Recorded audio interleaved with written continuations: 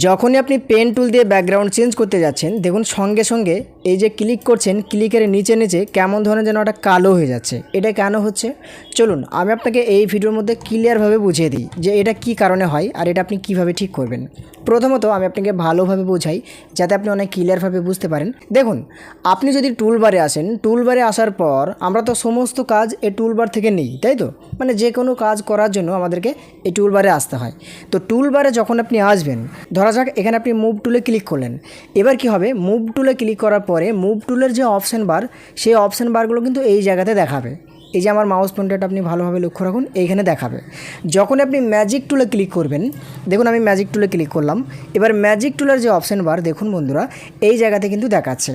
এবার যখন আপনি ব্রাশ টুলে ক্লিক করবেন, দেখুন ব্রাশ টুলের যে অপশান বার সেগুলো কিন্তু এই জায়গাতে দেখাচ্ছে। যখন আপনি টাইপ টুলে ক্লিক করবেন, টাইপ টুলের যে অপশান বার সেগুলো কিন্তু এই জায়গাতে দেখাচ্ছে। এবার আপনি ব্যাকগ্রাউন্ড চেঞ্জ করার জন্য কোন টুলটাই ক্লিক করবেন? পেন টুলটাই। তো যখন আপনি পেন টুলটাই ক্লিক করবেন, পেন টুলে ক্লিক করার পরে পেন টুলের যে অপশান বার সেগুলো কিন্তু এই জায়গাতে দেখাচ্ছে।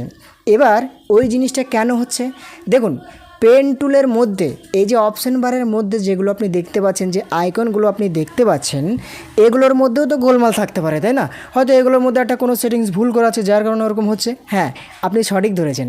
তো এইগুলোর মধ্যে কোনো একটা ভুল করা আছে যার কারণে এরকম হচ্ছে। তো ভুলটা কোথায় আমি আপনাকে শিখিয়ে দিই, আপনি যাতে পরবর্তীতে ঠিক করতে পারবেন। এই যে দেখুন, যখন আপনি পেন টুলে ক্লিক করবেন, পেন টুলে ক্লিক করার পরে যদি আমি এরকমভাবে দেখুন ব্যাকগ্রাউন্ড চেঞ্জ করতে যাচ্ছি, দেখুন কেমন ধরনের যেন দাগ চলে আসছে, খারাপ হয়ে যাচ্ছে, ব্যাকগ্রাউন্ড চেঞ্জ হবে না মনে হচ্ছে, কেমন ধরনের একটা সেভ চলে আসছে।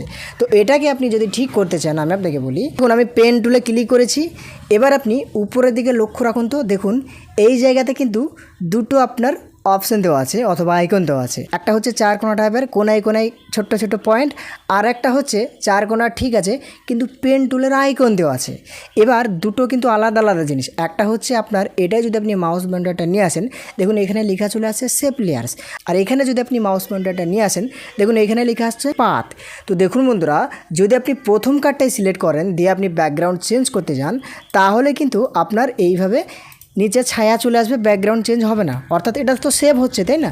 সেভে ক্লিক করছেন তাহলে তো সেভ হবে, যেটুকু আপনি সিলেক্ট করবেন তার নিচে নিচে সেভ আকারে দেখাবো না।